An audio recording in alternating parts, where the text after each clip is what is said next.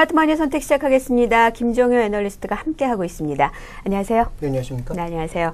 지수 1886선 20포인트 정도 내리고 있고 코스닥도 마찬가지고 코스닥은 그래도 상대적으로 나쁘지 않네요. 사실 수급적인 여건 보면은 매도가 아주 많은 건 아니고 적극적으로 사는 쪽이 없다라는 생각이 좀 들 정도인데 좀 오늘 나온 아주 안 좋은 소식이 일단 양적 완화 긴축이잖아요. 이제 점점 줄어든다. 사실 새삼스러운 얘기는 아니거든요. 왜 갑자기 또 이게 부각이 되나요? 가장 먼저 이제 부각된 것은 시장에 원래 이제 원칙론자들이 있었죠. 좀 강하게 계속 매파적인 얘기를 했던 사람이 있었고 중립적인 시각도 있었고 유한 시각도 있었는데 지난 주말에 나왔던 것은 조금은 강한 시각, 그러니까 매파의 시각이 여전히 테이퍼링을 원하고 있다, 양적 완화 축소를 원하고 있다라는 쪽이었고, 오늘 나왔던 것은 중립적인 시각의 인사와 비둘기파의 시각도 모두 연내에 시도될 것이다라는 얘기가 나오니까 사람의 심리라는 게 이제 그만큼 굉장히 간사한 거죠. 네.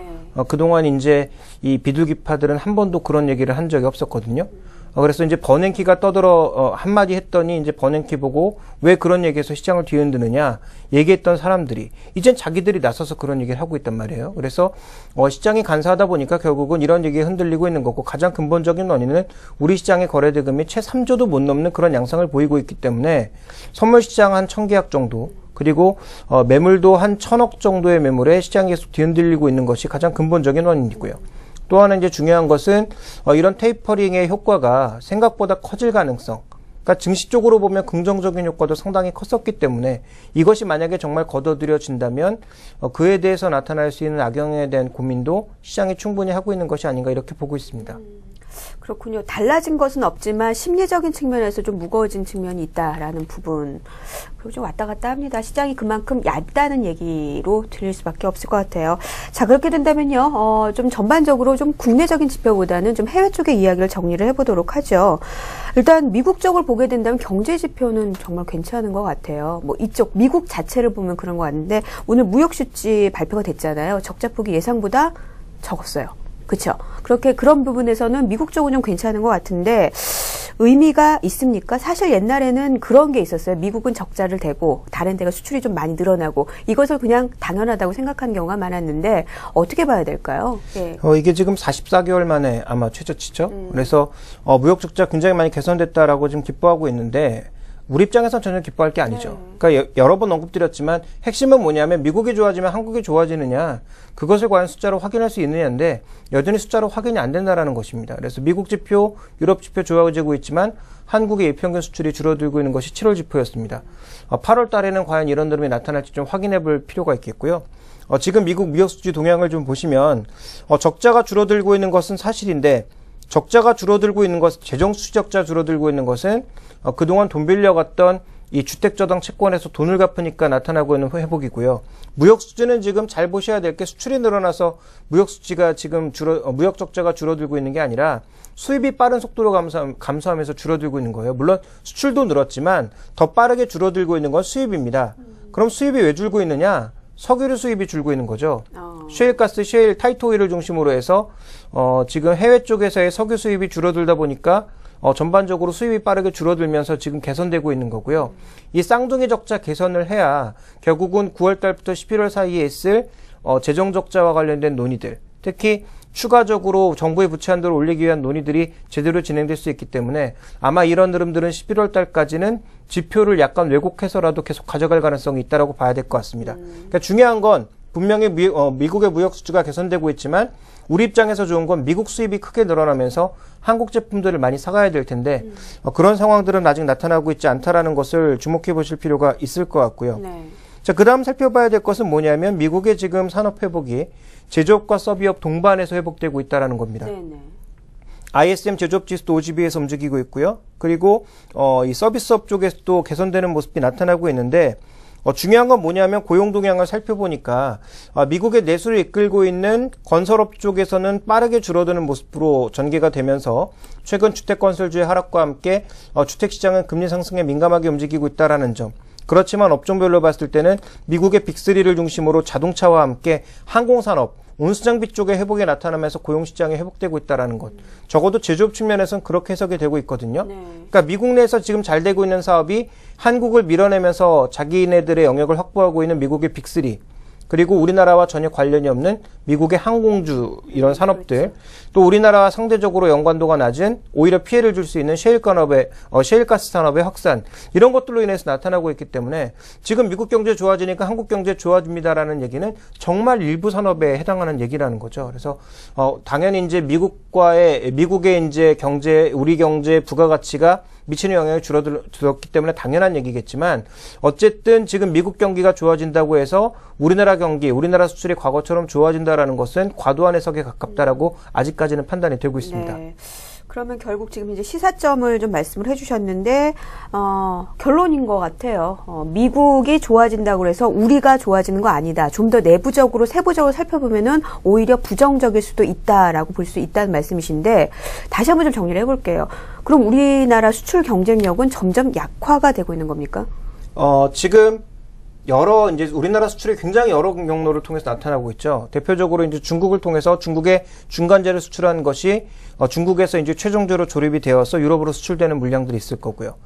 또 하나는 이제 우리나라 직수출하는 방향이 있고 해외 생산 거점이 있기 때문에 반제품을 해외에 보내서 거기서 이제 완제품으로 판매되는 물량이 있기 때문에 과거처럼 이제 수출을 한마디로 요약해서 말씀드릴 수는 없을 것 같습니다.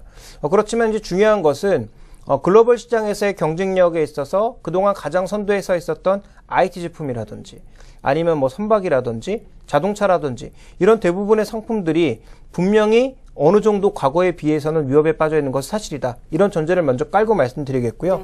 조금 전에 말씀드렸던 것을 그림으로 다시 한번 확인해 보면 미국의 지금 수입 중에서는 산유국으로의 수입이 가장 빠른 속도로 줄어들고 있죠.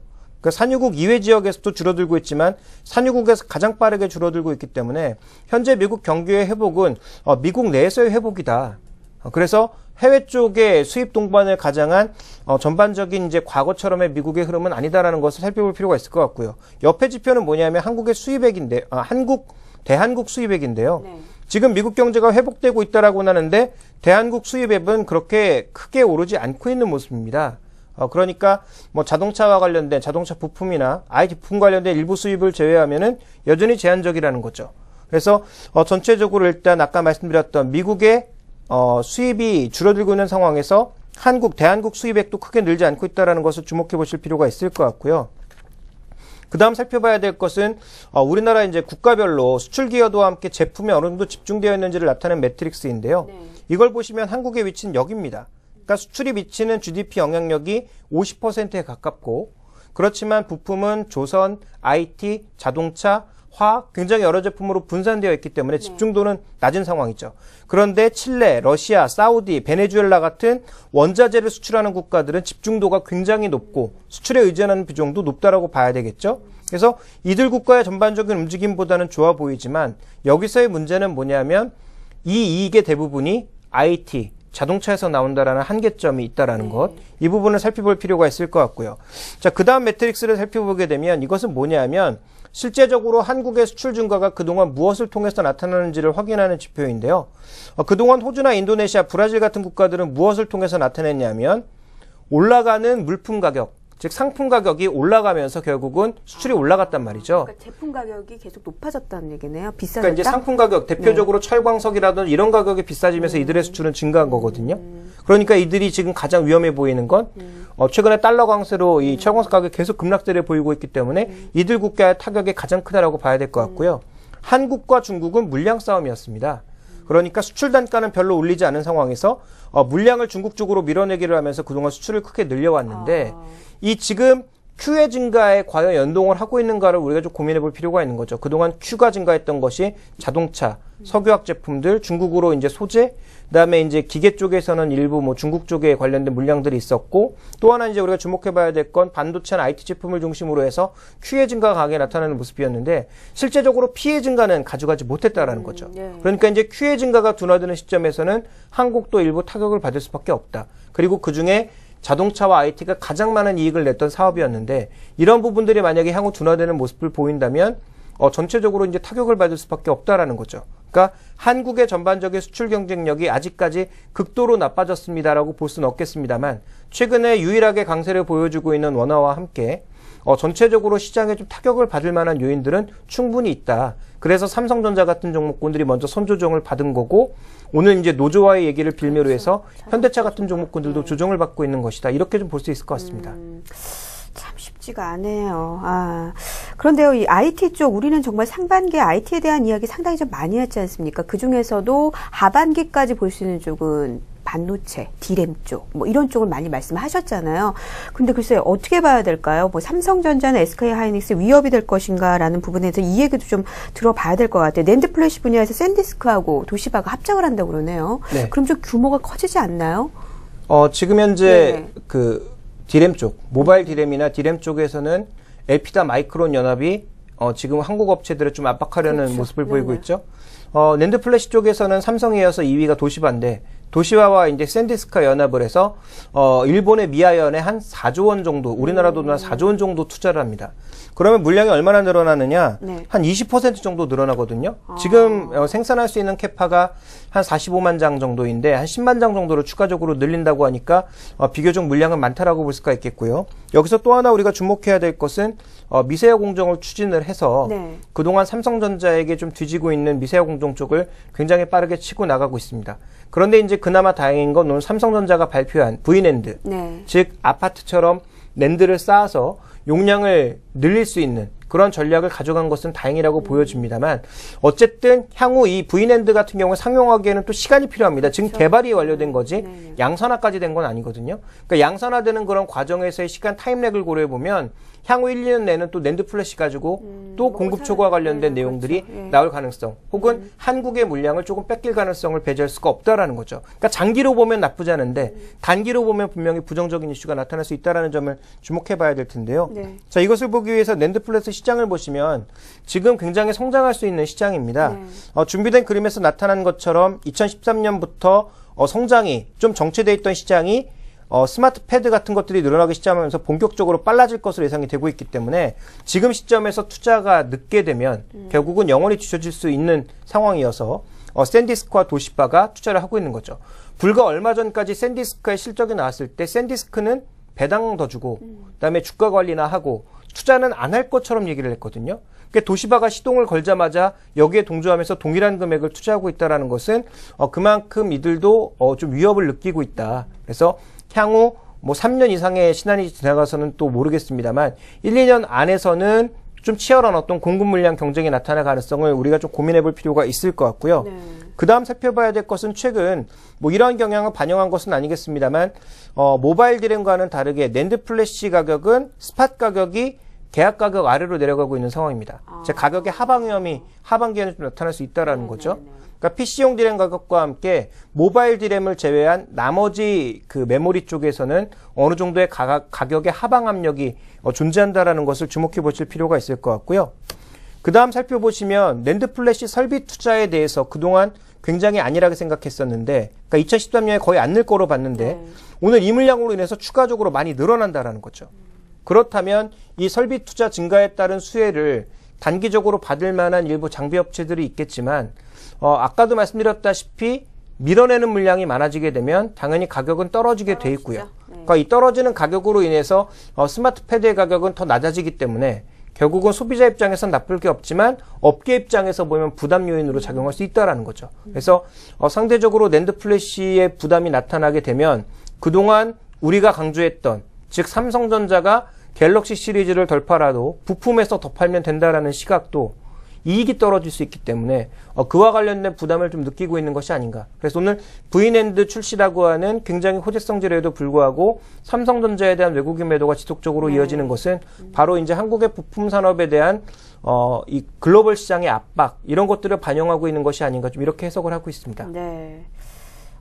또 답답해지기 시작하네요. 알겠습니다. 일단 지금 이제 삼성전자가 왜 이렇게 못 가고 있느냐에 대한 어느 정도의 해답을 줄 수 있는 얘기도 될 것 같습니다. 치킨 게임에 관련된 이야기가 지금 말고요. 나온 지가 언제였죠? 한 2년 됐나요? 치킨 게임이 이제 마무리되었다라는 얘기가 한 2년 전부터 나오기 시작했죠. 그래서 반도체 시장의 치킨 게임은 이제 끝났고 결국 이제 승자의 독식 시대가 올 것이다라고 했습니다만 여전히 좀비처럼 죽지 않고 있는 마이크론이라든지 엘피다 뭐 이런 쪽에서는 다시 어떻게든 살아나려고 노력을 하고 있는 상황이기 때문에 삼성전자와 SK하이닉스가 무너진다가 아니라 이들이 지금까지 누려왔던 기대감 여러 가지 이익들 이런 것들이 줄어들 가능성이 있다라는 거죠. 그러니까 그동안 SK하이닉스나 삼성전자에 부여했던 과도한 밸류에이션을 조금 조정하는 과정. 외국인 투자자 입장에서는 삼성전자와 SK하이닉스에 집중했던 포트폴리오를 조금 다른 쪽으로 분산하는 과정. 이런 과정이 나타나지 않을까 생각하고 있는 거고요. 네, 일리 있는 말씀이세요. 자, 그러면 조금 더 다른 시장으로 가보도록 하죠. 이 금이 정말 최근까지만 해도요. 최근은 아니고 한 지난해까지만 해도 금을 팔 만한 이유가 참 없었다라는 생각이 들었는데 올해 들어서 참 여러 가지 이야기가 많이 나오고 있어요. 그러니까 다시 말해서 금을 비롯해서 귀금속은 또 달라질 수도 있겠지만 전반적인 원자재 시장이 한산해지고 있다는 얘기를 좀 많이 듣고 있거든요. 자, 그런 점에서 좀 얘기를 좀 들어보겠습니다. 원자재 시장은 어떻게 보면은 달러 약세 쪽, 그러니까 달러에 대한 대체제라고 될 수도 있겠고 아니면은 경기를 또 가늠해 볼 수 있는 그런 부분도 될 수 있겠고 상당히 복잡하게 얘기가 될 수 있거든요. 동양증은 어떻습니까? 네, 결제 통화와 관련돼서 우리가 살펴봐야 되는 건 결제 통화 60%가 달러, 30%는 유로 아니겠습니까? 그 중에서 이제 비철금속 쪽은 유로가 강하지만 나머지 상품의 전반적으로는 달러의 헤게모니가 가장 강하기 때문에 달러를 보는데요. 뭐 준비된 그림을 보시면 지금 물가를 표현한 CRB 지수가 내려갈 수밖에 없는 상황에서 달러화 지수가 지금 상단으로 올라온 이후 상단 박스권 안에 머물고 있는 상황이기 때문에 CRB 지수도 위쪽으로 올라가지 못하고 계속 양쪽 다 모두 박스권 안에만 머물고 있다는 거죠. 그래서 기본적으로 통화 관련된 부분에 있어서는 충분히 조금 부담을 느낄 수 있는 그런 레벨에 놓여 있다라고 봐야 될 것 같고요. 시장에서 테이퍼링이 나타나게 되면 달러화는 더 강세로 갈 가능성이 높다라고 보고 있어서 전반적으로 지금 이 물가와 관련된 상품 가격과 관련된 부분이 크게 탄력을 받을 수는 없다라는 시각이 주류를 이루고 있습니다. 또 하나 우리가 그 다음에 살펴봐야 될 건 뭐냐면 최근에 이제 우리가 좀 잘 보고 있는 것은 유럽의 이제 시장이 살아나고 있기 때문에 과연 이 유럽 시장이 살아나는 것에 의해서 유로화도 살아나고 전반적으로 상품 시장도 살아날 수 있지 않을까라고 이제 생각들을 많이 하는데요. 거기에 이제 중요한 착각이 있는 것은 유로 이제 제조 복합 PMI는 이제 막 회복 단계로 진입하고 있는 상황입니다. 네. 근데 이게 이제 실제 회복일지 아니면 회복하는 척 했다가 다시 내려갈지는 아직 알 수 없는 국면이죠. 그러니까 유로존이 지금 좋아지고 있기 때문에 지금 선진국 시장의 전반적인 이코노믹 지수도 이코노믹 서프라이즈 지수도 모두 올라가고 있는 상황인데 유로존이 정말 회복을 보이고 있다라고 생각하신다면 뭐 강력하게 이들 종목을 사셔도 되겠지만 제 입장에서는 그렇지 않다라는 거죠. 그러니까 여전히 트레이딩 국면으로 바라보고 있는 거고요. 소비자 심리도 마찬가지입니다. 지금 개선되고는 있으나 좋았던 시기와 비교해 봤을 때는 여전히 미진하다라는 거죠. 그래서 전체적으로 유로존 지표가 회복되고는 있으나 아직까지 좀 신뢰감이 떨어진다라는 것을 살펴보실 필요가 있겠고요. 그 다음 살펴봐야 되는 것은 최근에 유가가 좀 올라가고 있는데 유가 같은 경우에는 미국의 수급이 조금 타이트해지면서 이 또 드라이빙 시즌이라고 하는 유가의 시기를 만나다 보니까 최근에 이제 자금들이 유가 쪽으로 들어오면서 비상업 포지션이 유가 쪽에서만 들고 있습니다. 그러니까 필요로 해서 하는 게 아니라 돈 투자나 뭐 소위 말해서 투기를 위한 그런 매수 세력이라는 말이죠. 그러니까 투기의 매수 세력이 지금 네. 시장에 돈이 될 만한 것들을 막 찾아다니고 있는 구간에서 뭐 주식시장으로도 일부 들어갔습니다만 현재 이런 유가와 같은 시장에도 상승 모멘텀이 수급 쪽에서와 계절적인 시즈널적인 요인에서 나타나고 있기 때문에 일부 들어갔다라는 거죠. 그래서 유가 쪽으로는 이렇게 좀 투기적인 포지션이 유입되고 있습니다만 최근에 이제 상업은행, 투자은행 쪽의 규제가 늘어나면서 전반적으로 다른 상품 쪽에서의 비상업적 포지션, 투기적 포지션이 모두 빠지고 있습니다. 지금 소맥과 구리 모두 급락세를 보이면서 투기적인 포지션이 빠지고 있고요. 금 쪽에서도 투기적인 포지션이 굉장히 빠르게 빠졌죠. 그러니까 늘어나고 있는 것은 원유만 늘어나고 있는 모습이고 그러네요. 다른 상품들 쪽에서는 모두 돈이 빠져나가고 있는데 이 요인 중에 하나는 유럽의 여러 가지 금융세들 그리고 미국 쪽에서 우리가 또 생각해 볼 수 있는 투자은행에 대한 규제들 그러면서 실제적으로 골드만삭스를 제외한 나머지 쪽에서는 원자재 시장 쪽에서 발을 빼려고 하고 있는 모습이거든요. 그러니까 그동안 이 시장을 지금 교란해왔던 그런 많은 투자은행들이 투기 세력들이 빠져나가는 과정에서 거품이 제거되는 모습이 하나 있었고요. 또 달러의 움직임이라고 하는 결제 통화의 움직임이 가격 압박을 여전히 지속하고 있는 모습이어서 글로벌 경기 회복의 속도가 중국을 중심으로 다시 빨라지지 않는 한 최근에 이러한 흐름은 강력하게 이어지진 않을 것으로 보고 있습니다. 알겠습니다. 그러니까 원자재 시장 쪽이 별다른 매력을 못 느낀다라는 말씀이신데 우리는 관련주 봐야 되잖아요. 뭐, 대표적으로 우리는 뭐, 지금 상품 소재 쪽에서는 고려한을 대표적으로 많이 얘기하고, 그 관련 주변 종목들 많이 보잖아요.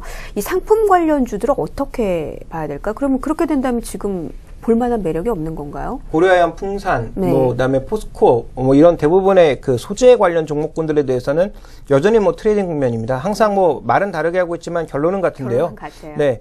이들 종목에 대해서는 여전히 아직도 매력이 없다. 정말 주가가 많이 빠져서 자산 가치가 한 배 아래로 내려간다면 탄력적인 반등을 보일 수도 있겠습니다만 말 그대로 그냥 반등이라는 거죠. 그래서 최근에 무너질 때도 굉장히 힘없이 무너지는 것이 여러 번 발견되고 있기 때문에 중국 경기 회복이라든지 달러의 약세 전환이라든지 강력한 어떤 부양 효과를 낼 수 있는 그런 요인들이 나타나지 않는다면 이 상품 가격들의 움직임이나 상품주들의 움직임이 여전히 부진할 것이다. 만약에 지금 상품이 정말 좋다면 해외화가 이렇게 약세를 보일 수가 없고요. 호주 달러가 3년 내 최저치로 내려갈 이유가 없고요. 그렇죠. 또 인도네시아의 루피아화가 이렇게 계속 밀릴 이유가 없다라는 거죠. 그러니까 지금 현재 구간에서 원화 때문에 좀 착각하시는 분들이 있을 것 같은데요. 달러가 현재 80일 정도에 머물고 있는 구간에서도 루피아화, 인도의 루피, 그리고 말레이시아 링깃은 그나마 조금 다행이고 현재 상품 통화라고 볼 수 있는 호주 달러, 브라질 헤라 이런 것들은 계속 달러 대비해서 밀리고 있거든요. 그러니까 우리나라 원화가 지금 상대적으로 강해서 다른 통화도 견조하겠구나 착각하기 쉬운데 달러가 제자리인 상황에서도 지금 상품 관련 통화들은 계속 돈이 빠져나가고 있는 국면이기 때문에 그 과정을 이해해 본다면 이들 종목에 그렇게 크게 매력을 느낄 수가 없다라는 거죠. 이머징 마켓 자체가 부정적인 측면이 상품 시장에도 영향을 미치는 건가요? 전 그게 궁금한, 이머징 마켓에 대해서 투자자들이 매력을 못 느낀다고 해서 계속 팔아라 이런 얘기들이 나서 혹시 관련 통화주들이 좀 내려가는 게 아닌가 그런 생각도 들거든요. 그러니까 일단 기본적으로는 두 가지 관점으로 봐야 되겠죠. 어떤 것이 먼저 영향을 미치는지 선후 관계는 좀 더 따져봐야 되겠는데 어쨌든 영향을 주는 두 가지는 최근에 기본적으로 이제 이쪽 경제의 탄력이 둔화되면서 나타나고 있는 자금의 이탈 현상. 이게 이제 첫 번째 요인이라고 볼 수가 있겠고요. 상대적으로 지금 통화라고 하는 것이 결국은 환율의 비교 아니겠습니까? 환율의 이제 거래 비율 자체가 환율이기 때문에 결국은 환율이라고 하는 것은 상대적인데요. 시장의 자금들이 결국 유로화, 지금 미국 달러화 이런 것들에 관심을 많이 갖고 있기 때문에 자연스럽게 자금의 이동 상황에서 나타나는 현상일 수도 있고 또 하나 이 자연스럽게 이 경제 탄력이 둔화되는 곳을 또 후속적으로 빠져나오는 그런 자금들도 있다라고 볼 수가 있습니다. 그래서 지금 전반적으로 지금 말씀해 주셨던 상품 가격의 움직임을 보고 빠져나가는 것도 있겠지만 기본적인 자금 이동의 형태가 지금은 이머징에서 선진국으로 흘러들어가고 있는 자산의 이동이기 때문에 좀 더 큰 그림에서 봤을 때는 이런 자산 이동에 가장 큰 영향을 받고 있다라고 봐야 될 것 같고요. 상대적으로 이들 국가들의 또 하나의 원인은 바로 이런 자금 이동과 함께 경제 구조라고 볼 수가 있겠죠. 수출이라든지 이런 쪽에 연동하는 국가는 당연히 수출 때문에 타격을 받을 수가 있겠고요. 내수 중심의 국가라고 하더라도 만성 경상 적자에 빠져 있는 국가들은 현재 자금 시장이 조금만 불안해지게 되면 또 실질 금리가 상승하게 되면 자연스럽게 돈이 이탈하는 과정이 나타날 수밖에 없기 때문에 나타나는 현상이다. 그래서 이렇게 펀더멘탈적으로도 자금 이당의 경로로 봤을 때도 좀 부정적인 모습이 나타나고 있다라고 봐야 될 것 같습니다. 이것저것 생각하지 말고 보여지는 그대로 봐야겠네요, 일단은. 알겠습니다. 자, 그러면요, 중국에 대해서 좀 얘기를 나눠보도록 하겠습니다. 차이넥스트 얘기가 참 많이 나오고 있네요. 그러니까, 다시 말해서, 뭐라 그럴까요? 앞으로의 중국 산업을 이끌어 나갈 기업들, 이것을 좀 모아놓은 지수가 있다고 하는데, 우리나라는 많이 알려져 있지는 않은데, 중국 상해 지수가 계속 바닥에서, 소위 말해서 머물러 있는 동안에 여기는 신고가가 났다는 점을 많이 주목을 하더라고요. 좀 대체적으로 좀 녹색 에너지도 있고, 여러 가지 많다고 했습니다. 의미를 좀 찾아주세요. 거기서 우리의 어떤 투자의 포인트도 살펴볼 수 있을 것 같아서요. 네, 제가 두 달 전에 차이나 시장에 대해서 하는 컨퍼런스에 한번 참석을 한 적이 있었는데 거기서도 이 창업한 시장에 대한 얘기를 굉장히 많이 하더라고요. 왜냐하면 향후 중국이 육성할 수밖에 없는 시장이다. 그래서 이 창업한이라고 하는 시장은 우리가 관심을 가질 수가 없는 것이 시장 자체에 참여도 제한됐을 뿐만 아니라 시장 자체가 지금 작습니다. 그래서 이 시장 쪽에 관심을 가지는 사람이 상대적으로 적을 수밖에 없는데 최근에 신고가 내고 있는 건 사실이고요. 그리고 시작된 이후에 거품이다 그러면서 한번 쫙 빠졌거든요. 그러니까 급락한 이후에 최근 들어서 꾸물꾸물 올라가더니 다시 한번 사상 최고가에 도전하고 있는 모습이 나타나고 있습니다. 그건 이제 지수로 보여드리겠는데요. 네. 준비된 그림을 보시면 차이넥스트는 최근에 꾸준하게 올라가고 있는 상황이지만 상해종합과 신천종합은 힘을 못 쓰고 있는 상황이죠. 괴리가 점점 벌어지고 있는데요. 이 괴리에 있어서의 전반적인 흐름이 나타나고 있는 것은 시장이 지금 관심을 갖고 있는 건 중국 내에서의 구조조정이기 때문에 설비 과잉에 빠져 있는 대형주들보다는 상대적으로 신기술을 노리고 있는 중성주 쪽을 중국 시장에서 선호하고 있다라고 봐야 되겠죠. 우리 증시랑 좀 비슷하기도 한 것 같기도 하고. 그러니까 우리 증시와는 뭐 비슷한 측면도 일부 있습니다만 뭐 완전히 똑같다라고 볼 수는 없는 상황이고요. 그다음 우리가 이제 좀 살펴봐야 되는 것은 중국이나 미국이나 모두 청정에너지에 대한 에너지 소비를 법상으로도 늘리고 있고 실제 투자도 늘려나가고 있는데요. 중국이 지금 2004년을 기점으로 해서 청정에너지의 생산량은 이미 미국을 넘어선 상황입니다. 그리고 베이징 같은 지역에서는 지금 뭐 스모그 때문에 못 살겠다라는 얘기가 나올 정도로 환경이 심한 상황이기 때문에 실제로 차이넥스트 안에는 환경 관련주들이 굉장히 많거든요. 그러다 보니까 당연히 이 시장이 앞으로 정책이 이쪽으로 돌아갈 수밖에 없다. 이미 시진핑도 인정을 했고요. 그래서 이번에 베이다이어 회의에서도 아마 이와 관련된 내용들이 또 나오지 않을까라는 기대감도 존재를 하고 있는 것 같고요. 그 다음 우리가 좀 살펴봐야 될 것은 중국의 자동차 관련주를 보시면 지금 독보적인 종목이 미국의 테슬라와 마찬가지로 비아디라고 하는 전기자동차 종목. 과거 이제 또 투자의 기재라고 오하마의 현인이라고 하는 워렌 버핏도 투자를 한 종목이죠. 근데 이 비아디라고 하는 종목이 독보적인 모습을 보여주고 있는데 다른 자동차 종목들 중에서는 SUV 비중이 높은 뭐 장춘 자동차 같은 것들이 강세를 보여주고 있고 그 외에 이제 독보적인 종목은 비아디 같은 종목이 강세를 보여주고 있거든요. 근데 비아디도 지금 과연 쓸만한 전기차를 만들어내느냐 천만의 말씀입니다. 완전히 못할 만한 그런 전기차를 만들고 있거든요. 그럼에도 불구하고 시장에서 선호가 되고 있단 말이죠. 왜냐하면 장기적인 방향은 이쪽이다. 그러니까 지금 시장의 자금의 성격은 어떤 거냐면 돈을 벌고 있음에도 불구하고 구조조정에 빠져 있고 정체에 빠져 있는 쪽에서는 돈의 투자를 좀 꺼려하고 있는 모습이지만 지금 당장 돈은 못 벌어도 이건 되는 산업이네라는 쪽에 가 있다라는 거죠. 그럼 이 경계가 굉장히 모호한데 이쪽은 거품의 위험에 빠질 수가 있는 거고요. 왜냐하면 지금 당장 숫자로 보여지는 게 없기 때문에. 네네. 반대쪽은 자산 가치로 보면 분명히 매력적이지만 향후 어디까지 구조조정이 이어질지 그 기간을 알 수 없기 때문에 투자기가 애매하다라는 거죠. 그러니까 지금 중국의 투자자는 굉장히 애매한 경계선에 서 있는 상황에서 선호는 이쪽에 더 나타나고 있다. 좀 이렇게 좀 봐야 될 것 같습니다. 거품 쪽이 낫겠다 싶다는 말씀이시네요. 그러니까 사람들의 대부분의 생각이 그렇지 않습니까? 거품인 것은 알지만 향후 언젠간 좋아질 거고 그리고 나는 거품이 터지기 전에 빠져나올 수 있다는 자신감이 있는 거죠. 근데 그 자신감 때문에 항상 당하는 거고요. 어쨌든 지금은 기대감을 더 키우고 있다는 말씀이시네요. 그렇다면은 장기적 관심을 가져야 할 종목은 결국은 지금 현재 시장의 어떤 중심에 서 있는 우리나라 좀 비슷하지 않을까 싶기도 해요. 어떻게 보세요? 우리나라 같은 경우에는 이제 어느 정도 환경에 대해서는 과거에 비해서는 많이 좀 앞서왔다라고 볼 수가 있는데 더 아쉬운 건 뭐냐면 국내에는 이제 환경 관련주라고 정확하게 꼽을 수 있을 만한 종목이 없다라는 거죠. 그나마 이제 환경 관련주라고 생각을 해본다면 뭐 태양광을 비롯한 그린 에너지 쪽 정도가 환경 관련주로 좀 꼽힐 수 있는 상황이고요. 그 외에 이제 나머지 환경 관련주들, 뭐 수질오염이나 이런 쪽에 관련된 종목군들은 굉장히 중소형주이거나 아니면 상장조차 되어 있지 않은 그런 중소업체들이 난립하고 있는 것이 현실인데요. 어쨌든 우리가 좀 주목해봐야 될 것은 기본적으로 이 환경오염을 일으키는데 가장 중요한 건 대기오염이거든요. 그러니까 대기오염과 수질오염에 있어서 가장 핵심적인 부분들이 뭐냐면 전력을 만들어내는 데 있어서 굉장히 많은 그 흐름들이 나타나고 있기 때문에 전력 시스템의 효율화가 가장 중요한 모습입니다. 그러면 전력 시스템을 과연 우리나라에서 만들 수 있는 기업이 있는가?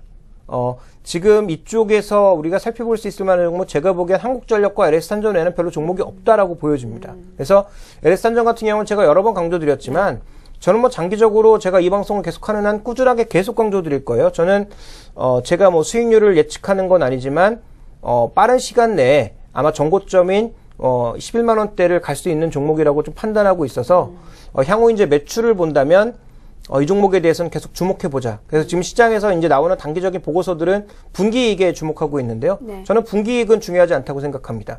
이익률은 한 3, 4% 정도만 유지해주면서 매출이 빠르게 증가하는지가 핵심이라고 보고 있고요. 이미 LS탄전 같은 경우에는 뭐 방글라데시를 포함한 이 동남아시아 국가들의 철도 시스템 관련돼서도 수주가 늘어나고 있는 상황인 점을 고려해 본다면 향후 이런 전력 시스템, HVDC와 같은 캐패시터 매출이 향후 크게 증가할 것으로 예상이 되고 있어서 LS탄전의 미래를 보자면 우리가 어디를 봐야 되느냐? ABB 같은 전력망 시스템 구축에 있어서는 세계 최상위권 회사들이 지금 신고가 영역에 가 있거든요. 그러니까 이런 흐름을 좀 봐야 되지 않을까라고 판단하고 있습니다. 그러니까 국내 한국전력이 만약에 민영회사였다면 한국전력을 제가 아주 입이 침이 마르도록 얘기를 했을 텐데 지금 뭐 민영회사가 아니다 보니까 아무래도 수익성 제한이 있어서 한국전력보다 LS탄전 쪽으로 집중을 해야 될 필요가 있을 것 같고요. 자, 두 번째로는 그린에너지 쪽에서 수직적인 통합을 이루는 회사가 굉장히 중요해 보입니다. 네네. 이 LED 쪽에서도 한번 말씀드렸습니다만 산업이 발전하면 발전할수록 부가가치를 많이 내는 곳은 유통 쪽이거든요. 네. 그러니까 하단 쪽이란 말이죠. 네. 전체적인 이 밸류체인의 하단 쪽이 힘을 줄 수밖에 없는데 지금 우리나라가 만들고 있는 것은 대부분 다 셀, 모듈 같은 뭐 부품이라든지 일부 장비들 아니면 원재료 격이라고 볼 수 있는 폴리실리콘 이런 것들이란 말이에요. 그러니까 OCI가 그동안 이 폴리실리콘이 잘 될 때는 폴리실리콘 못 지어서 안달이었죠. 그래서 웨커보다도 더 짓겠다 막 이러면서 막 계속 밀어붙였던 것이 최근에 어떻게 바뀌고 있습니까? 폴리실리콘 투자 멈추겠다. 대신에 우리가 투자하는 것은 발전소에 투자하겠다. 그러면서 새만금 쪽에 4만 평이 넘는 쪽에다가 400만 메가와트였나요? 그 정도 규모로 발전소 짓겠다라는 얘기를 하고 있죠. 그러니까 지금 OCI는 보시면 발전소부터 지금 재료까지 한꺼번에 생산해낼 수 있는 수직적인 통합을 이뤄나가고 있는 기업이고요.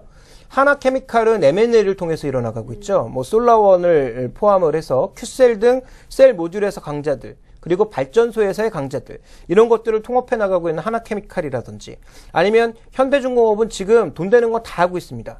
조선 비중이 40%까지 줄어든 상황에서 육상 플랜트 손대고 있죠. 해상 플랜트 계속 진행하고 있죠. 풍력 쪽 하고 있죠. 자, 그리고 이 셀과 태양광 쪽도 셀과 모듈과 발전소 쪽은 현대중공업도 하고 있거든요. 그러니까 이렇게 수직적인 통합을 이뤄나가고 있는 기업들이 부가가치를 이 밸류체인의 변화가 있더라도 꾸준하게 이끌어 나갈 수 있는 기업들이기 때문에 우리가 장기적으로 관심을 가져야 되는 종목은 이런 그린에너지 쪽 종목 중에서 한 가지 쪽에 주력하고 있는 종목이 단기적으로는 좋아 보이지만 장기적으로는 수직적 통합을 완성할 수 있는 대형주 쪽에 무게를 두시는 게 좋지 않을까 이렇게 판단하고 있습니다. 네, 그렇죠. 유통 구조와 또 콘텐츠를 같이 가지고 있는 쪽이 지금 강하잖아요. 뭐 어떻게 볼까요? 예를 들어 CJ-ENM, CJ CGV, 아마존도 그렇고, 예, 아마존도 그렇고 그런 것처럼 지금 녹색 에너지도 이런 흐름들이 좀 나올 거라는 말씀이시죠? 네, 그렇습니다. 뭐 자연스럽게 그렇게 갈 거고요. 또 이제 중요한 것은 우리가 이제 주목해봐야 되는 게 한국에서 잘 나가는 기업이 최근에 잘 나가는 게 아니라 한국에서 잘 나갔던 기업이 해외 쪽에서의 매출이 증가하면 정말 잘 나가거든요. 네네. 그러면 해외 쪽으로 수출까지 할 수 있을 정도의 기술력을 갖고 있는 회사가 과연 중소형주일까요? 제가 보기엔 대형주 쪽이 그런 가능성이 더 높기 때문에 대형주 중에서의 산업의 수직적인 통합을 빠르게 이뤄나가고 있는 기업을 사시는 게 장기적으로는 좋다. 대신 단기적으로는 여전히 뭐 셀과 모듈 쪽이 좀 더 태양광 쪽에서 좋지 않을까 이렇게 보고 있습니다. 사실 스마트 그리드 쪽이라고 많이 얘기를 하잖아요. 지금 말씀하신 쪽에 그쪽에서는 옴니 시스템 같은 테마가 좀 움직이고 있는데 이거는 단순히 좀 자금이 좀 딸리기 때문이라고 생각하는 게 좋을까요? 자금이 딸린다라기보다는 어느 정도 뭐 그런 관련주도 영향을 받겠죠. 그런데 이제 정말 산업의 큰 그림을 보면 그런 종목군들의 흐름은 굉장히 미약할 수 있다라는 거고요. 또 실제적으로 그들의 대체제도 많다라는 것을 살펴볼 필요가 있다라는 거죠. 그래서 그들보다는 오히려 더 큰 그림을 봤을 때 전력 시스템의 큰 그림을 그려나갈 수 있는 종목이 무엇이냐, 그리고 거기에 핵심 부품이나 장비를 공급할 수 있는 업체가 누구이냐를 보시는 게 더 좋을 것 같습니다. 네, 알겠습니다. 시장의 좀 큰 그림보단 섹터별로, 산업별로 지금 성장성을 좀 이렇게 계속 올려나가고 있는 종목들, 그리고 산업들에 대한 어떤 그림을 계속 그려보시는 게 좋을 것 같네요. 잘 들었습니다. 네, 고맙습니다. 자, 김종혜 애널리스트와 함께 해봤습니다. 스마트머니의 선택이었습니다.